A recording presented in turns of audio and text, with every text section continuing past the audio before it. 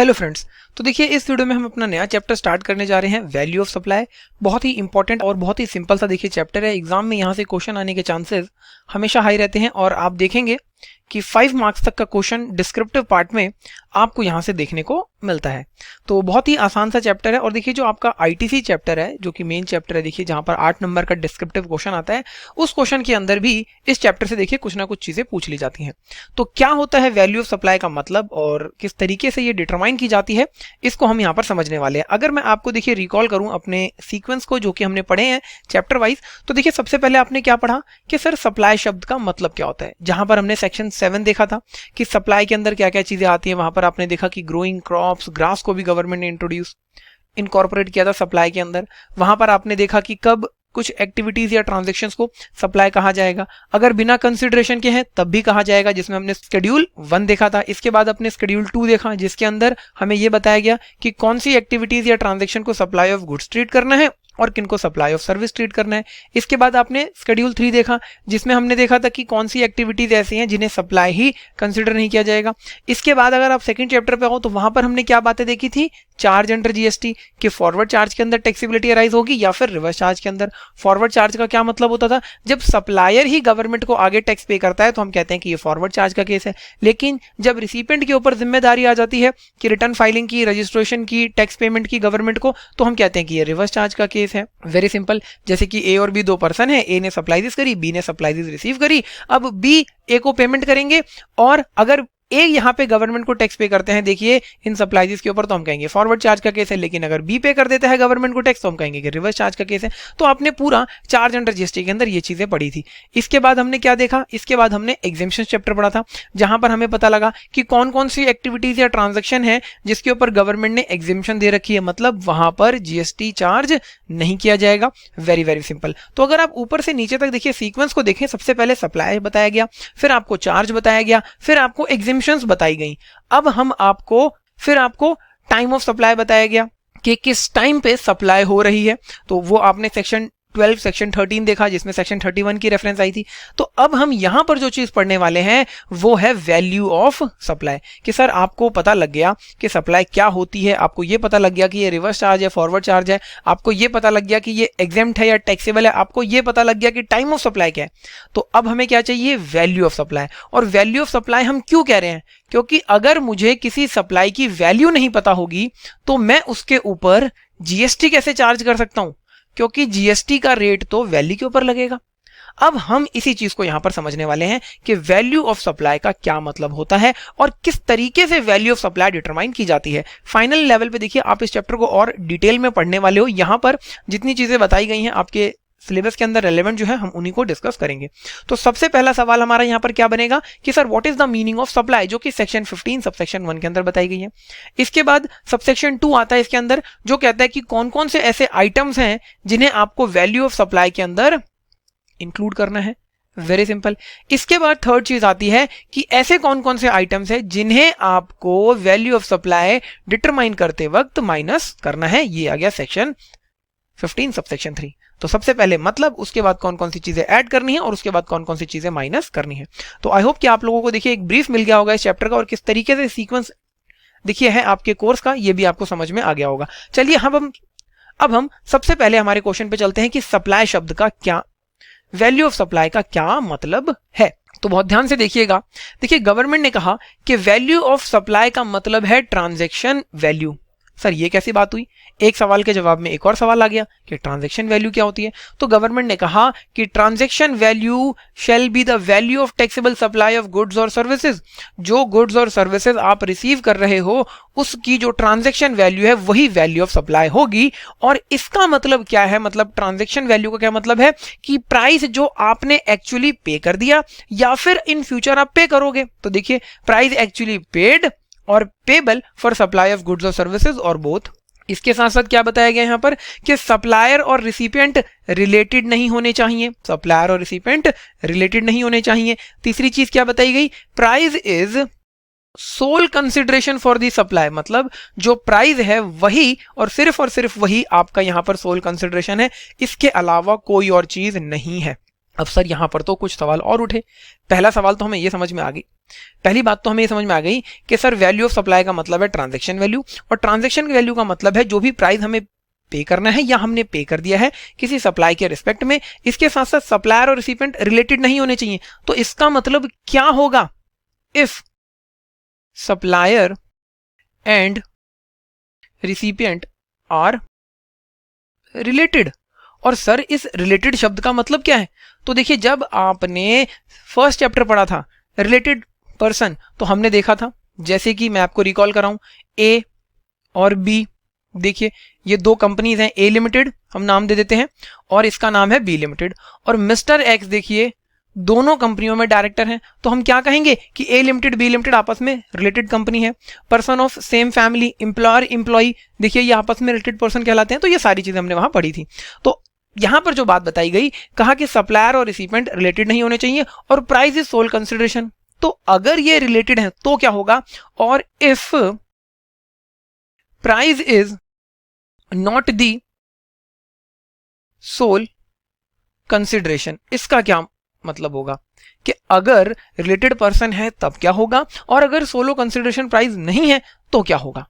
तो देखिए, इससे रिलेटेड जो प्रोविजन है वो सीए फाइनल के अंदर बताया गया है। हमें यहां पर सिर्फ यही देखना है कि आपने देखिए प्राइस पे कर दिया हो या पेबल हो, वो आपकी ट्रांजैक्शन वैल्यू होगी, और सप्लायर और रिसिपिएंट रिलेटेड नहीं होने चाहिए, और प्राइस जो है वो सोल कंसिडरेशन होना चाहिए। अब इस चीज को हम एक छोटे से एग्जांपल से और समझ सकते हैं। मैं इसको रब कर देता हूं, आप नोट कर लीजिएगा कि क्या मतलब है कि प्राइस इज सोल कंसिडरेशन। तो जरा ध्यान से देखिएगा इस चीज को समझने के लिए। वैसे तो सिलेबस का पार्ट नहीं है, लेकिन फिर भी मैं आपको बस एक ब्रीफ देना चाहता हूं। देखिए, वैल्यूएशन रूल्स होते हैं जो कि आपके सिलेबस का पार्ट नहीं है, वो आप आगे पढ़ने वाले हो। तो देखिए, एक छोटा सा एग्जांपल लेते हैं। Suppose mister A, mister B की देखिए हार्डवेयर की शॉप है और मिस्टर बी की क्लोथ्स की शॉप है। अब मिस्टर ए ने देखिए इनसे क्लोथ्स परचेज करे और मिस्टर बी ने देखिए इनको पेंट सप्लाई किया और मिस्टर ए ने इनको क्लोथ्स। अब आप कहोगे कि यहां पर तो ये बार्टर सिस्टम हो गया। तो इस तरीके की जो ट्रांजैक्शंस होती हैं जिसमें प्राइस देखिए सिर्फ कंसिडरेशन नहीं है। सपोज अगर मैं कहूं कि यहां पर जो पेंट दिया गया वो 15,000 रुपए का था और मिस्टर ए कहते हैं कि सर ऐसा है कि मैं आपको पेंट की जगह पर 10,000 रुपए तो कैश में पे कर देता हूं और बाकी के 5,000 रुपयों के लिए 5,000 बैलेंस के लिए मैं आपको और आपकी फैमिली को क्लोज दे देता हूं। तो इस तरीके की जो ट्रांजैक्शंस होती हैं इनको किस तरीके से डिटरमाइन किया जाता है इनकी वैल्यू को, ताकि यहां पर जीएसटी के अंदर टैक्सेबिलिटी अराइज की जाए, ये आप वैल्यूएशन रूल्स के अंदर पढ़ोगे जो कि आपके सिलेबस का पार्ट नहीं है। हमारे लिए जो यहां पर रेलेवेंट है वो क्या है कि sir value of taxable supply का मतलब है ट्रांजैक्शन वैल्यू, और ट्रांजैक्शन वैल्यू का मतलब है प्राइस एक्चुअली पेड और payable for supply of goods और सर्विसेज और both, and supplier and recipient are not related and price is the sole consideration for supply. Very very simple. तो ये था आपके देखिए पहले क्वेश्चन का आंसर, बहुत ही आसान सा देखिए आपका चैप्टर है। सेकंड क्वेश्चन क्या था हमारा? सर सेकंड क्वेश्चन था कि कौन कौन से ऐसे आइटम्स हैं जिन्हें हमें इंक्लूड करना है, जो कि हमें बताया गया सेक्शन 15 सबसेक्शन 2 के माध्यम से। अब क्या है वो आपका देखिए, तो देखिए पहली जो चीज यहां बताई गई, वैल्यू टू बी एडेड और included in the value of supply section 15 subsection 2 of, लिख लीजिएगा। जितने भी हम सेक्शंस यहां पर पढ़ रहे हैं वो सीजीएसटी एक्ट 2017 के होते हैं। ये बात हमने पहली क्लास में पढ़ी थी कि हमारा जो है सीजीएसटी एक्ट 2017 है। तो इसके हिसाब से पहली चीज जो बताई गई कि जितने भी टैक्सेस आपने पे करे हैं किसी भी लॉ के अंदर, किसी भी प्रकार की आपने कोई ड्यूटी पे करी है, कोई सेस पे करा है, कोई फीस पे करी है या कोई भी चार्जेस पे करे हैं किसी भी लॉ के अंदर, उसे आपको वैल्यू ऑफ सप्लाई के अंदर ऐड कर देना है। लेकिन अगर आपने जीएसटी एक्ट के अंदर देखिए सीजीएसटी, एसजीएसटी, यूटीजीएसटी, आईजीएसटी या फिर इनकम टैक्स एक्ट के हिसाब से टीसीएस पे करा है, आपने इनकम टैक्स एक्ट पढ़ा है, देखिए वहां पर हमने टीसीएस शब्द का जिक्र किया था, या फिर आपने जीएसटी के अंदर जीएसटी कॉम्पनसेशन सेस पे किया है, तो इसे आपको इंक्लूड नहीं करना। जीएसटी कॉम्पनसेशन सेस क्या होता है, ये हमने पढ़ा था देखिए पहली क्लास में। जीएसटी को इंप्लीमेंट करने के लिए गवर्नमेंट ने कुछ गुड्स को डीमेरिट गुड्स रखा था, जैसे कि आपके टबैको प्रोडक्ट्स हो गए, और कुछ लग्जरियस आइटम्स थे जैसे कि महंगी घड़ियां, महंगी गाड़ियां, तो इसके ऊपर गवर्नमेंट ने जीएसटी कॉम्पनसेशन सेस लगा दिया था। ठीक है, तो अगर आपने सीजीएसटी एक्ट के अंदर कोई टैक्स पे करा है, सीजीएसटी, एसजीएसटी, यूटीजीएसटी, आईजीएसटी, या फिर इनकम टैक्स एक्ट में टीसीएस पे करा है या जीएसटी कॉम्पनसेशन सेस पे करा है, तो उसे आपको वैल्यू ऑफ सप्लाई में ऐड नहीं करना। फॉर एग्जाम्पल 1 लाख रुपए का देखिए आपने आइटम परचेज किया, और इस 1 लाख रुपए के ऊपर आपने 10,000 रुपए की किसी भी प्रकार की कोई इंपोर्ट ड्यूटी पे करी, तो आपके लिए जो वैल्यू ऑफ सप्लाई मानी जाएगी वो 1,10,000 रुपए मानी जाएगी। लेकिन सपोज इसके ऊपर अगर जीएसटी भी लगा 18% से, ठीक है जी, तो फिर वहां पर उसको नहीं ऐड करना है, तो सिर्फ 1,10,000 रुपए आपकी यहां पर वैल्यू ऑफ सप्लाई होगी। Very very simple. Next point क्या बताया गया, कौन सा ऐसा आइटम है जो आपको ऐड करना है, तो देखिए क्या कहा, any amount that supplier is liable to pay in relation to supply. कोई भी ऐसा अमाउंट जो सप्लायर को पे करना था लेकिन पे किया रिसिपेंट ने, तो गवर्नमेंट कह रही है उसे भी आप वैल्यू ऑफ सप्लाई के अंदर ऐड कर दो। इसका एक एग्जांपल ले लेते हैं। देखिए यहां पर, तो देखिए यहां पर हमने एक छोटा सा एग्जांपल लिया है इस चीज को समझने के लिए, और क्या बातें बताई गई हैं इस एग्जांपल के अंदर मैं आप लोगों के साथ यहां पर एक छोटे से डायग्राम की मदद से डिस्कस करता हूं। देखिए एक ऑर्गेनाइजेशन है ग्रैंड बिग और एक दूसरी ऑर्गेनाइजेशन है आपकी एबीसी कंपनी। अब एबीसी कंपनी देखिए अपने डीलर्स के लिए एक प्रोग्राम रखती है, डीलर्स मीट, एक वेन्यू पर जहां पर सारे डीलर्स आएंगे इनके, और देखा जाएगा कि किस तरीके से बिजनेस को हम ग्रो कर सकते हैं, जिसके लिए जो ऑर्गेनाइजर है देखिए इस प्रोग्राम को, वो ग्रैंड बिग है, मतलब ये इस प्रोग्राम को ऑर्गेनाइज करेंगे। ऑर्गेनाइजर, अब समझने वाली बात यहां पर यह है कि सर ये है सप्लायर और ये है हमारे रिसिपिएंट। Very very simple.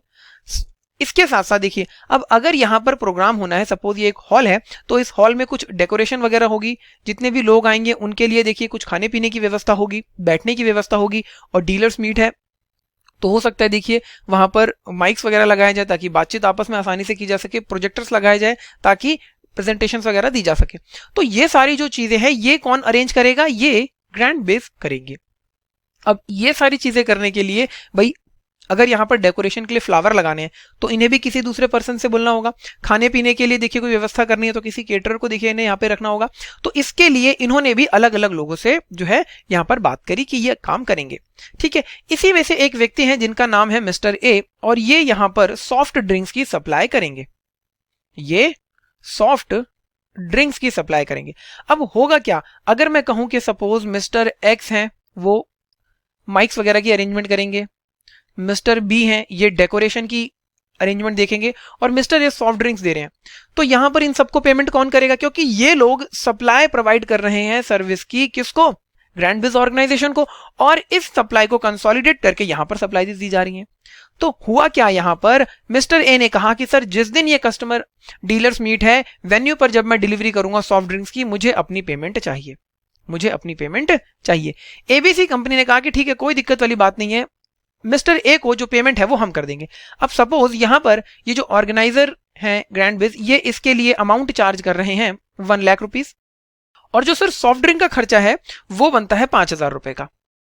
अब जो हमने पॉइंट पढ़ा उसमें क्या बात बताई गई थी कि कोई भी ऐसा खर्चा जो रिसिपेंट ने पे करा है, जिसे सप्लायर ने इनकर किया था, उसे भी वैल्यू ऑफ सप्लाई के अंदर इंक्लूड कर देना चाहिए। यानी कि यहां पर जो बिल रेज होना चाहिए वैल्यू ऑफ सप्लाई के लिए ग्रैंड बिज के द्वारा, वो 1 लाख रुपए का नहीं 1,05,000 रुपए का होना चाहिए। तो आप 1,05,000 रुपए के ऊपर जो है वो जीएसटी चार्ज करोगे, ये चीज बताई जा रही है। अब हम इसको रीड कर लेते हैं ताकि और अच्छे से चीजें क्लियर हो जाएं। तो मैं आप लोगों के लिए इसको थोड़ा सा जूम कर देता हूं ताकि पढ़ने में हमें आसानी हो। देखिए क्या बात बताई गई है, जरा ध्यान से देखिएगा। Grand biz contracts with ABC company to conduct a dealers meet.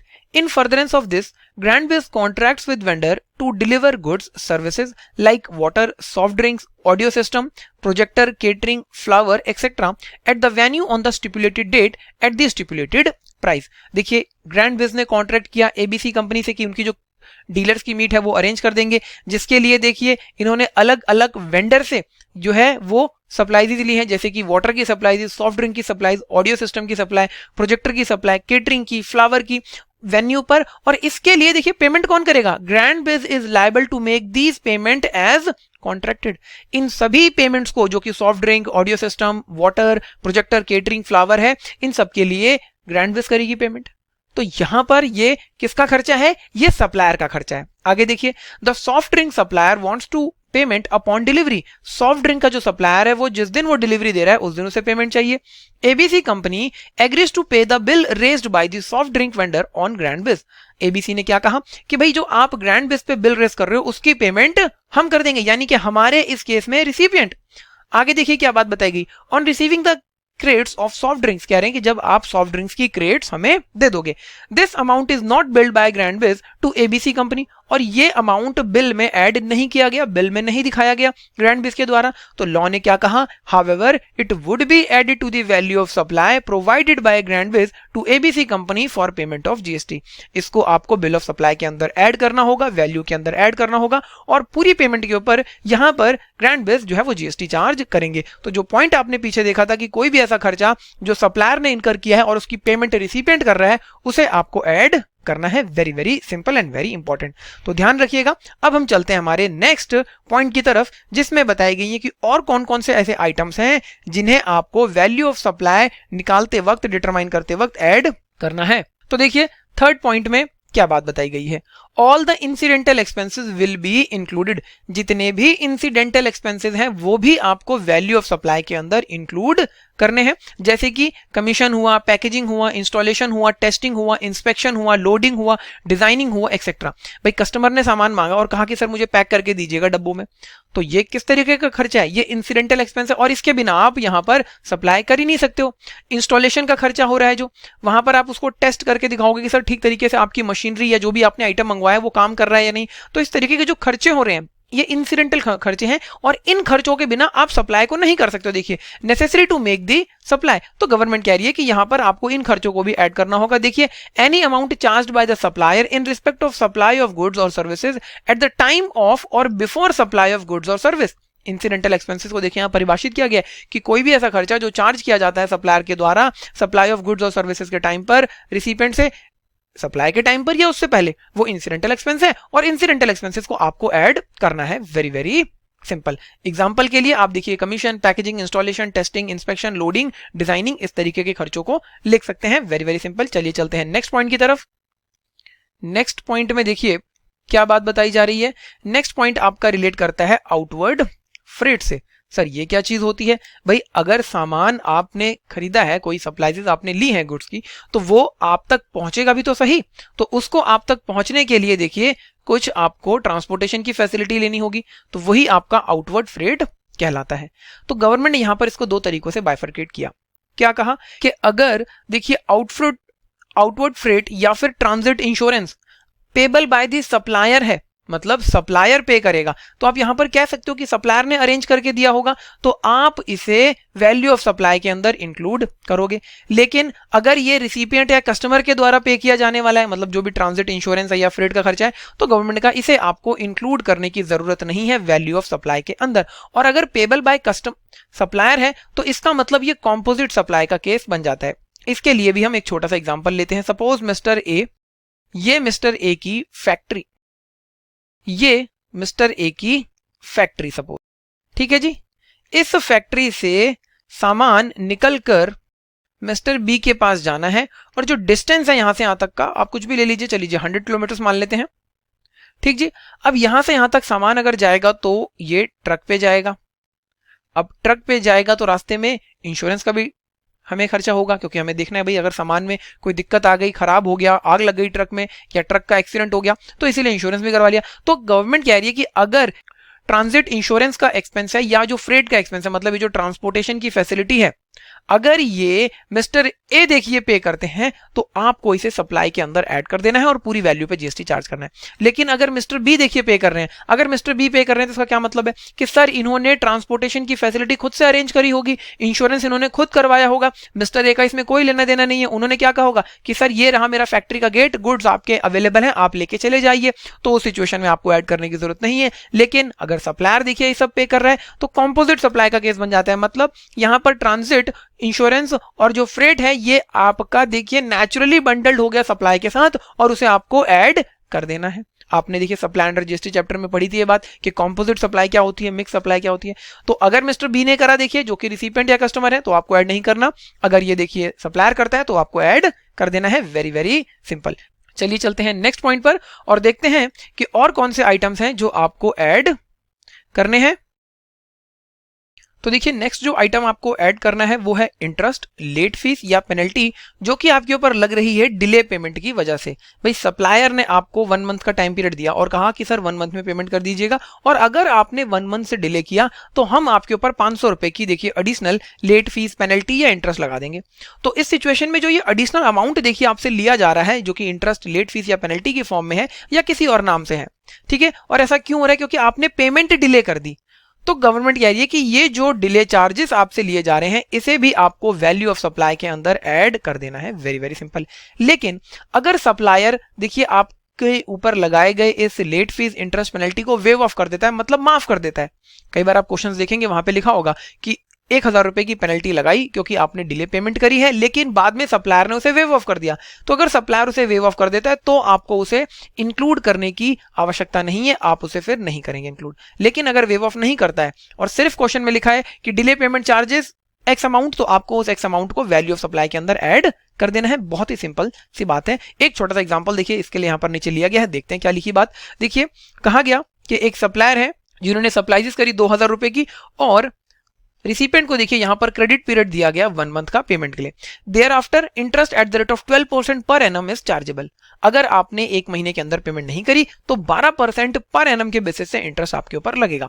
The payment is received after the lapse of 2 months. अब आपने यहां पर देखिए 2 महीने के बाद पेमेंट करी है तो 1 महीने का तो क्रेडिट पीरियड आपको मिला था, 1 महीने आपने एक्स्ट्रा ले लिए, 12% पर एनम का आपके ऊपर इंटरेस्ट लग रहा है, यानी कि 1 महीने के लिए 1% से आपको यहां पर इंटरेस्ट पे करना होगा। देखिए from the date of supply आपने 2 महीने डिले कर दिया, the amount of interest 12% per annum that is 1% per month on rupees 2000, 2000 रुपए की देखिए सप्लाई थी for 1 month after the free credit period of 1 month is rupees 20। अगर आप इस 2000 का 1% निकाल दो तो ये आ जाता है देखिए 20 रुपए। तो यहां पर ये जो 20 रुपीज के चार्जेस हैं इसे आपको वैल्यू ऑफ सप्लाई के अंदर इंक्लूड कर देना है। यही बात बताइए देखिए, such interest will be added to the value and thus the value of supply will be worked out to be rupees 2020। तो 2020 रुपए आप देखिए वैल्यू ऑफ सप्लाई कंसिडर करोगे क्योंकि यहां पर ये देखिए आपकी डिले पेमेंट चार्जेस है। सपोज क्वेश्चन में आगे लिखता कि ये जो डिले पेमेंट चार्जेस हैं ये सप्लायर ने वेव ऑफ कर दिए, तो उस सिचुएशन में जो वैल्यू ऑफ सप्लाई रहती फिर वो 2000 ही रहती अगर ये वेव ऑफ होते। If it is wave of मतलब सप्लायर ने माफ कर दिए। Very very simple. अब देखिए इसी पॉइंट के रिस्पेक्ट में गवर्नमेंट ने एक क्लैरिफिकेशन और दी और उस क्लैरिफिकेशन को हम समझेंगे जिसमें ये बात बताई गई है कि अगर जो ये डिले पेमेंट चार्जेस लिए जा रहे हैं इसके लिए आपने इनवॉइस जो है वो अलग से बनाया, तो जरा ध्यान से समझिएगा किस तरीके से वहां पर जीएसटी के अंदर टैक्सेबिलिटी अराइज की जा रही है। एक बहुत ही सिंपल सा एग्जांपल लिया है और इस एग्जांपल की मदद से हम इस बात को समझेंगे। एग्जांपल के अंदर जो कहानी बताई जा रही है मैं आपको एक बड़े ही कंसाइज में बताता हूँ। मिस्टर एक्स सपोज एक पर्सन है, एक शॉपकीपर है, मिस्टर वाई एक इंडिविजुअल मिस्टर एक्स के पास देखिए आते हैं क्योंकि इनकी अपनी मोबाइल शॉप है और मिस्टर वाई ने कहा कि सर मुझे एक पर्टिकुलर मोबाइल फोन परचेज करना है, मोबाइल फोन की कीमत 40,000 रुपए है, लेकिन आज के डेट में मेरे पास पूरे पैसे नहीं है। तो मिस्टर एक्स ने कहा कोई दिक्कत वाली बात नहीं है सर, आप एक काम करिए मोबाइल फोन आप मेरे से ले लीजिए और आप मुझे 11,000 रुपए 4 इंस्टॉलमेंट में पे कर दीजिए, टोटल 44,000 रुपीज। और अगर आपने पेमेंट में डिले किया तो मैं आपसे 500 रुपए की एडिशनल या पीनल इंटरेस्ट भी लूंगा। तो इस तरीके से इन दोनों के बीच में ट्रांजैक्शन हुई और यहां पर मिस्टर एक्स ने मिस्टर वाई को देखिए 2 इनवॉइसेस इशू करके दिए। पहला इनवॉइस इन्होंने दिया कि जो इन्होंने मोबाइल फोन इन्हें दिया, दूसरा इनवॉइस इन्होंने क्या बनाया कि मैं आपको क्रेडिट फैसिलिटी प्रोवाइड कर रहा हूं जिसके अंदर आपको देखिए 11,000 रुपए की 4 इंस्टॉलमेंट में पेमेंट करनी है। तो यहां पर इनवॉइस अलग अलग बनाया गया। तो हमने अभी अभी क्या पढ़ा कि सर अगर डिले पेमेंट चार्जेस हैं या आपसे पेमेंट डिले करने की वजह से इंटरेस्ट लिया जाता है तो आपको उसे वैल्यू ऑफ सप्लाई के अंदर इंक्लूड कर देना है। तो यहां पर अगर मिस्टर एक्स ने देखिए 2 इनवॉइसेस बनाए हैं, एक मोबाइल फोन के लिए और एक इस क्रेडिट फैसिलिटी के लिए, तो क्या अगर वो डिले पेमेंट चार्जेस लेते हैं मिस्टर वाई से, तो उसे वैल्यू ऑफ सप्लाई में ऐड करेंगे, मतलब मोबाइल फोन की कीमत में ऐड करेंगे। इसी चीज का यहां पर जवाब दिया जा रहा है। तो बहुत ध्यान से पढ़िए, गवर्नमेंट ने कहा है कि आपको इसे ऐड करना है। इनवॉइस आपने किस तरीके से बनाया है इससे कोई फर्क नहीं पड़ता। देखिए, X sells a mobile phone to Y, X ने वाई को मोबाइल फोन बेचा। Cost of mobile phone is ₹40,000। However X gives Y an option to pay in installment ₹11,000 every month before 10th day of the following month. हर महीने देखिए आपको जो है 11,000 रुपए पे करने हैं। कब तक पे करने हैं? अगले महीने की 10 तारीख तक। Over next 4 months, ₹11,000 into 4, 44,000. As per contract, if there is any delay in payment by Y beyond the scheduled date, अगर आपने देखिए 10 तारीख तक पेमेंट नहीं करी, Y would be liable to pay additional oblique penal interest amounting to ₹500 per month for the delay. अगर Y ने देखिए पेमेंट टाइम पे नहीं करी तो उसे 500 रुपए का देखिए पीनल इंटरेस्ट या एडिशनल इंटरेस्ट पे करना होगा। इन सम instances X charging Y ₹40,000 for the mobile and separately issuing another invoice for providing the service of extending loan to Y. X ने यहां पर दो इनवॉइस बनाए, एक कि मोबाइल फोन मैं आपको दे रहा हूं 40,000 रुपए का, दूसरा मैं आपको क्रेडिट फैसिलिटी प्रोवाइड कर रहा हूं। The consideration for the which is the interest of ₹2.5% per month and additional penal interest amounting to ₹500 per month for each in delay payment। अब जो यहां पर इन्होंने क्रेडिट फैसिलिटी के लिए देखिए बिल बनाया, उस पे इन्होंने क्या दिखाया कि मैं आपसे 2.5% पर मंथ का तो इंटरेस्ट ले रहा हूं। भाई यहां पे 4,000 रुपए देखिए एक्स्ट्रा लिए जा रहे हैं, तो ये जो 4,000 एक्स्ट्रा है मोबाइल फोन की कीमत से ज्यादा, ये क्या हो गया? ये तो इंटरेस्ट हो गया। और जो पीनल इंटरेस्ट 500 का ले रहे हो ये एडिशनल इंटरेस्ट हो गया। The transaction between X and Y is supply of taxable goods, that is mobile phone. X और वाई के बीच में जो ट्रांजैक्शन हुई है वो मोबाइल फोन की हुई है। यहां पर मोबाइल फोन के ऊपर तो जीएसटी पे करना ही पड़ेगा मिस्टर वाई को। इसके साथ साथ देखिए accordingly the penal interest would be taxable as it would be included in the value of mobile irrespective of the manner of invoicing. अगर यहां पर वाई ने पेमेंट टाइम पे नहीं करी तो जो 500 रुपए मिस्टर वाई देखिए पे करेंगे मिस्टर एक्स को due to delay in payment, उसे भी आपको मोबाइल फोन की कीमत में ऐड करना होगा और उसके ऊपर आपको जीएसटी चार्ज करना होगा। यह बात यहां पर बताई जा रही है। आपने इनवॉइस किस तरीके से इशू किया है इस बात से कोई फर्क यहां पर नहीं पड़ने वाला है। बहुत ही इंपॉर्टेंट देखिए आपका ये पॉइंट है और एग्जाम में हो सकता है कि इस क्लैरिफिकेशन से वो आपको फंसाने की कोशिश करे। तो अगर आपने इस चीज को अच्छे से समझ लिया तो कोई दिक्कत नहीं होगी। इनवॉइसिंग का मैनर कुछ भी हो कोई फर्क नहीं पड़ता। डिले पेमेंट चार्जेस आपसे लिए जा रहे हैं, आपको वैल्यू ऑफ सप्लाई में इंक्लूड कर देना है, लेकिन वेव ऑफ हो गए तो इंक्लूड नहीं करना। Very very simple. यहां पर देखिए एक छोटी सी चीज और है जो बताना जरूरी हो जाता है। वैसे तो इस चैप्टर में वो आपने चीज नहीं पढ़ी थी, आपने पढ़ी थी एग्जेम्पशन चैप्टर में। क्या पढ़ा था हमने वहां पर? बैंकिंग एंड फाइनेंशियल सर्विसेज की जब हम बात कर रहे थे तो हमने देखा था कि अगर बैंक आपसे डिस्काउंट या इंटरेस्ट के फॉर्म में कंसिडरेशन रिसीव करता है तो वो उसके ऊपर जीएसटी चार्ज नहीं करेगा, लेकिन इसके अलावा अगर कोई और पेमेंट रिसीव करता है बैंक तो उसके ऊपर जीएसटी लगेगा। अगर इसी एग्जांपल को मैं थोड़ा सा मॉडिफाई करने की कोशिश करूं और इसी ट्रांजैक्शन में हम बीच में देखिए किसी बैंकिंग कंपनी या फाइनेंशियल इंस्टीट्यूशन इंक्लूडिंग एनबीएफसी को ले आते हैं तो किस तरीके से वहां पर टैक्सेबिलिटी अराइज होगी। वैसे तो आपने देखिए एग्जेम्पशन चैप्टर में बात पढ़ी है, लेकिन फिर भी यहां पर रिकॉल करना जरूरी है क्योंकि इंपॉर्टेंट होता है। तो दिमाग में ये चीज बना के रखिएगा कि अगर बैंकिंग कंपनी या फाइनेंशियल इंस्टीट्यूशन इंटरेस्ट या डिस्काउंट की फॉर्म में आपसे चार्जेस ले रहे हैं तो वो एग्जेम्प्ट है, लेकिन इसके अलावा किसी भी नाम से ले रहे हैं, file charges, processing charges, service charges, administration charges, वो पूरी तरीके से टैक्सेबल है। तो चलिए जरा सा मॉडिफाई करके इसको हम देखते हैं किस तरीके से ट्रीटमेंट बदल जाएगा यहां पर। बिल्कुल, तो देखिए उसी एग्जांपल में हमने थोड़ा सा चेंज किया है। ये भी देखिए आईसीआई की तरफ से एग्जांपल आया था। इसमें क्या बात बताई जा रही है कि अगर देखिए बैंकिंग कंपनी या फाइनेंशियल इंस्टीट्यूशन आपसे डिले पेमेंट या पीनल इंटरेस्ट ले रहे हैं तो क्या वहां पर एग्जेम्पशन क्या उसे वैल्यू ऑफ सप्लाई के अंदर ऐड किया जाएगा? क्योंकि आपने अभी भी क्या देखा कि इंटरेस्ट और डिस्काउंट की फॉर्म में जो बैंक अमाउंट रिसीव करता है वो एग्जेम्प्ट होता है। तो ध्यान से पढ़िए जरा। X sells a mobile phone to Y, X ने वाई को मोबाइल फोन दिया, 40,000 रुपए का देखिए बेचा गया है। Y have the option to avail a loan at interest of 2.5% per month for purchasing the mobile phone from Messer ABC Limited। Y के पास यहां पर ऑप्शन है कि वो इस मोबाइल फोन को परचेज करने के लिए देखिए एक दूसरी ऑर्गेनाइजेशन जिसका नाम एबीसी लिमिटेड है, जो कि एक एनबीएफसी है। बैंकिंग कंपनी और फाइनेंशियल इंस्टीट्यूशन इंक्लूडिंग एनबीएफसी, इनके द्वारा देखिए जो इंटरेस्ट चार्ज किया जाता है या डिस्काउंट चार्जेस लेते हैं वो एग्जेम्प्ट होते हैं। तो एबीसी लिमिटेड यहां पर एक एनबीएफसी है और ये देखिए लोन की फैसिलिटी प्रोवाइड कर रही है जिसके ऊपर 2.5% पर मंथ के बेसिस पर इंटरेस्ट चार्ज किया जाएगा। The term of loan from messrs ABC limited allows Y a period of 4 months to repay the loan and additional penal interest at the rate of 1.25% per month for any delay in payment। भाई आपको 2.5% से interest पे करना है, और अगर आपने देखिए टाइम पे पेमेंट नहीं करी तो 1.25% के बेसिस पर आपको डिले पेमेंट चार्जेस पे करने होंगे। अब आपने जो सेक्शन 15 देखा पीछे, उसमें क्या बात आई कि सर डिले पेमेंट चार्जेस तो ऐड कर देने हैं।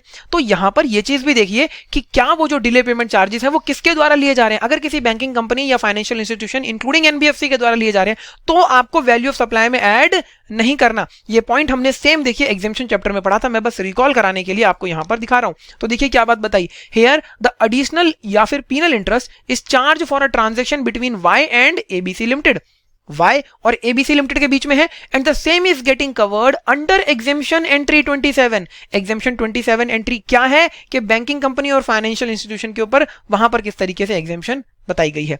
Consequently, in this case, the penal interest charge thereon on a transaction between Y and Messer ABC Limited would not be subject to GST, as the same would be covered under the said exemption entry। तो यहां पर जो penal interest लिया जाएगा वो एक bank या financial institution के द्वारा लिया जा रहा है और वो एग्जेम्पशन एंट्री नंबर 27 के अंदर कवर है, तो वो आपका वैल्यू ऑफ सप्लाई का पार्ट नहीं बनेगा। वेरी वेरी इंपॉर्टेंट, क्योंकि यहां पर इंस्टीट्यूट देखिए आपको फंसा सकता है। आपने तो पढ़ लिया कि सर डिले पेमेंट चार्जेस हैं या फिर इंटरेस्ट एडिशनल लग रहा है, पीनल लग रहा है, तो उसे आप ऐड कर दो। तो ये भी देखो कि किसके द्वारा लगाया जा रहा है। आगे रीड करिए, however any service fees oblique charges or any other charges if any are levied by Messer ABC Limited in respect of the transaction related to extending deposit, loans or advances does not qualify to be interest as defined in exemption notification and accordingly will not be exempt। अगर कोई और charges bank देखिए आपसे लेता है जैसे कि processing fees, file charges, तो वो आपके देखिए इंटरेस्ट के डेफिनेशन में नहीं आते हैं और वो आपके टैक्सेबल हो जाएंगे। लेकिन इंटरेस्ट अगर लेता है या डिस्काउंट अगर लेता है तो वो आपका एग्जेम्प्ट रहेगा। Moreover the value of supply of mobile by X to Y would be rupees 40,000 for the purpose of levy of GST. यहां पर जीएसटी लगाने के लिए एक्स और वाई के बीच में जो ट्रांजेक्शन हुई है उसकी वैल्यू 40,000 रुपए ली जाएगी। तो दोनों ही पॉइंट देखिए आपस में लिंक है। अब हम चलते हैं हमारे मेन पॉइंट पे और इसको भी आप नोट कर लीजिएगा। चलिए, तो देखिए ये था आपका मेन पॉइंट। अगर किसी भी प्रकार के डिले पेमेंट चार्जेस आपसे लिए जा रहे हैं तो आपको उसे वैल्यू ऑफ सप्लाई में ऐड कर देना है इररिस्पेक्ट ऑफ मैनर ऑफ इनवॉइसिंग। ये आपने देख लिया दोनों एग्जांपल्स की मदद से। अब हम चलते हैं हमारे नेक्स्ट पॉइंट की तरफ, जिसमें बात बताई गई है कि और कौन से आपके देखिए आइटम है जिन्हें आपको वैल्यू ऑफ सप्लाई डिटरमाइन करते वक्त ऐड करना है। तो बहुत ध्यान से देखिएगा और प्लीज इसको जरा मोस्ट इंपॉर्टेंट मार्क कर लीजिए। मोस्ट इंपॉर्टेंट मैं इसलिए कह रहा हूं क्योंकि देखिए अक्सर बच्चे इस पॉइंट में कंफ्यूज होते हैं और वैल्यू ऑफ सप्लाई चैप्टर से जब भी क्वेश्चन आता है देखिए तो सब्सिडी वाला पॉइंट उसके अंदर जरूर होता है। तो क्या बात बताई जा रही है, जरा ध्यान से समझिएगा।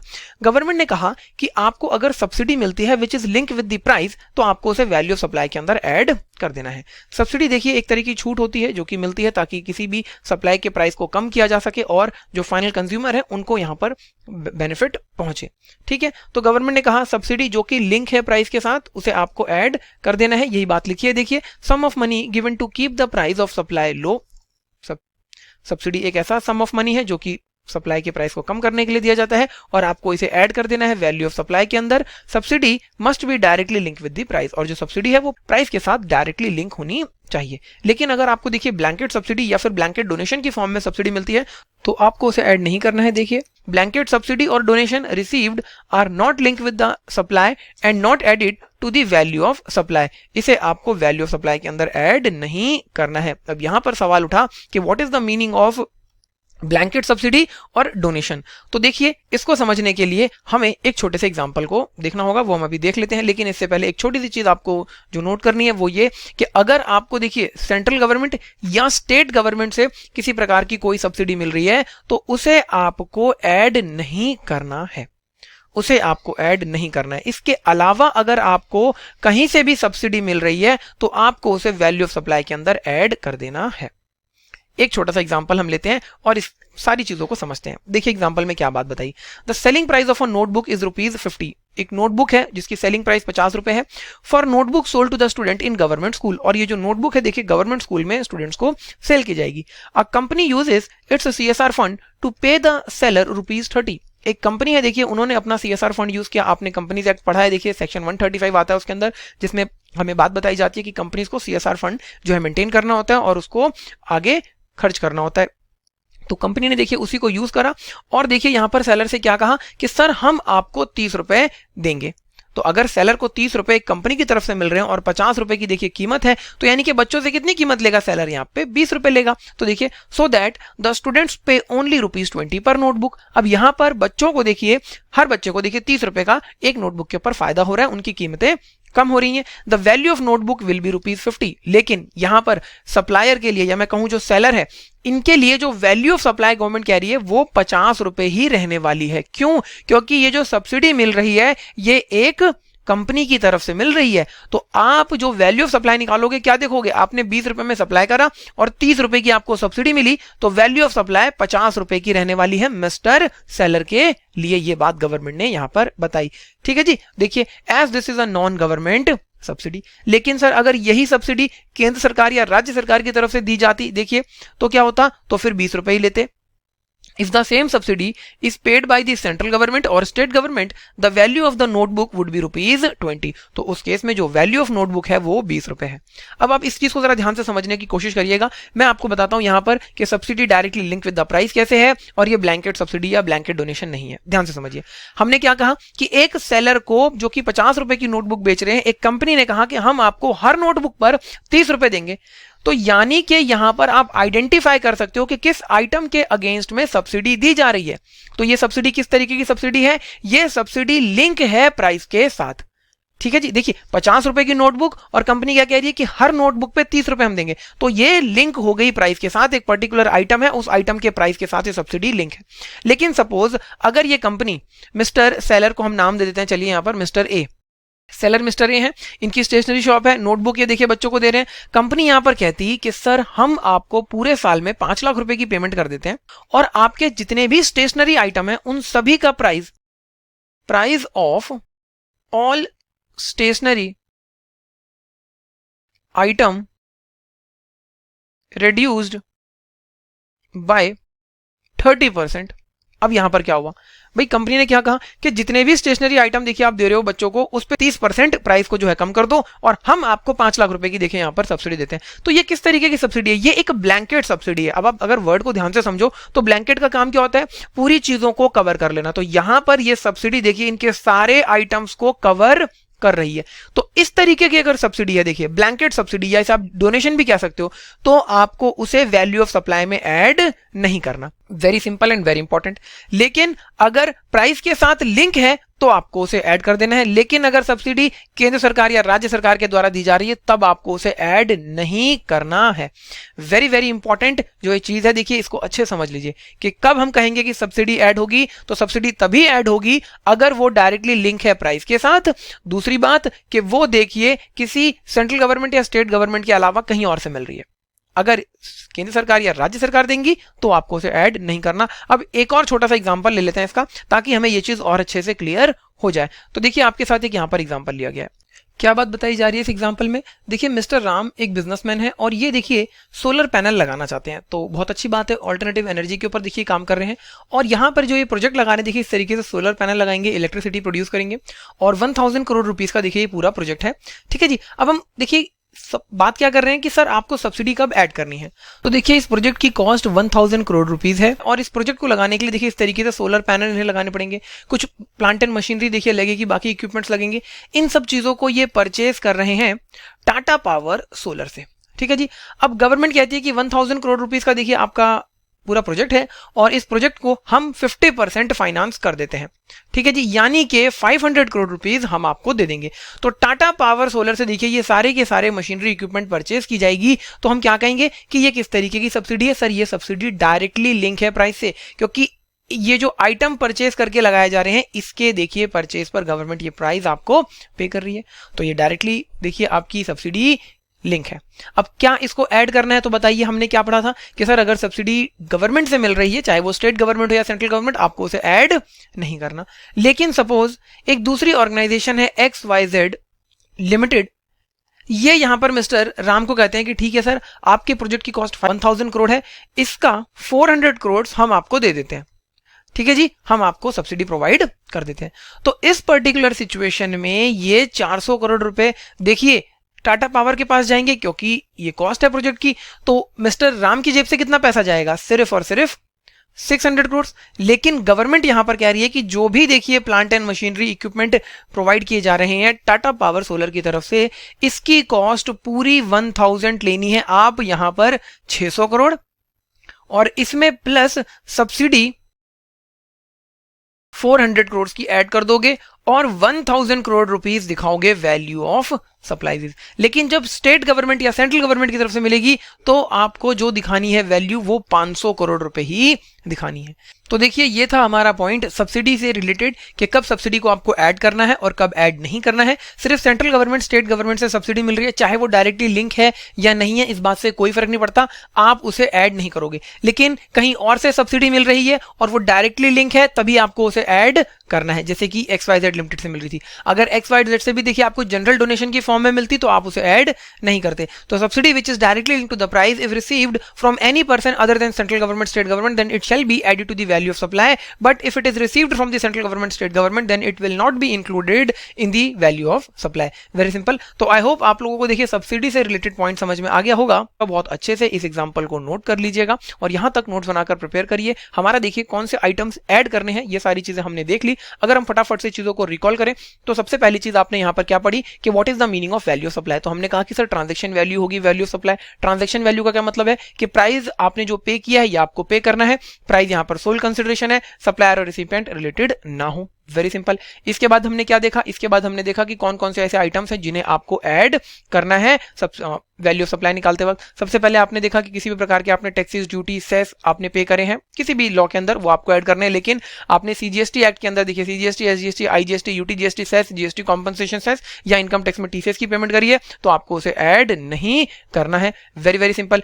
उसके बाद हमने क्या देखा कि अगर आपने किसी भी प्रकार के इंसिडेंटल एक्सपेंसेस पे करे हैं तो उन्हें आपको ऐड कर दीजिए। सप्लायर ने कोई खर्चा देखिए इनकर किया है लेकिन रिसिपिएंट उसकी पेमेंट करता है, वो भी आपको ऐड कर देनी है। आउटवर्ड फ्रेट की बात आई और ट्रांजिट इंश्योरेंस की बात आई तो अगर ये सप्लायर के द्वारा पे किया जा रहा है तो हमने कहा कंपोजिट सप्लाई का पार्ट बन जाएगा और फिर आप उसे ऐड कर दोगे। लेकिन अगर रिसिपिएंट खुद देखिए आउटवर्ड फ्रेट और ट्रांजिट इंश्योरेंस का खर्चा बियर कर रहा है तो आपको उसे ऐड नहीं करना है। इसके बाद हमने इंटरेस्ट और पेनल्टी की बात करी कि अगर इंटरेस्ट और पेनल्टी लगता है डिले पेमेंट की वजह से तो आपको उसको भी ऐड कर देना है, लेकिन अगर सप्लायर वो वेव ऑफ कर देता है तो आपको उसे ऐड नहीं करना। इसके बाद हमने कहा सब्सिडी। तो सब्सिडी का पॉइंट आप मेरे साथ यहाँ पर ऑलरेडी देख चुके हो कि सब्सिडी डायरेक्टली लिंक है प्राइस के साथ, और अगर other than central government state government मिल रही है तो आपको उसे ऐड कर देना है, और अगर गवर्नमेंट स्टेट गवर्नमेंट से मिल रही है तो आपको उसे ऐड नहीं करना है, प्रोवाइडेड कि सब्सिडी डायरेक्टली लिंक होनी चाहिए। हम बात करने वाले हैं उन आइटम्स के रिस्पेक्ट में जो आपको वैल्यू ऑफ सप्लाई डिटरमाइन करते वक्त माइनस करने हैं। जैसा कि आपने पिछली वीडियो में देखा सेक्शन 15 सबसेक्शन 2 के अंदर हमने पढ़े थे काफी सारे आइटम्स जो हमें ऐड करने थे। अब हम देखेंगे वो आइटम्स जो हमें माइनस करने हैं। तो देखिए इसमें जो आपका आइटम है वो है डिस्काउंट। तो डिस्काउंट देखिए आपको वैल्यू ऑफ सप्लाई निकालते वक्त कब माइनस करना है और कब नहीं करना, इस चीज को हम यहाँ पर समझने वाले हैं।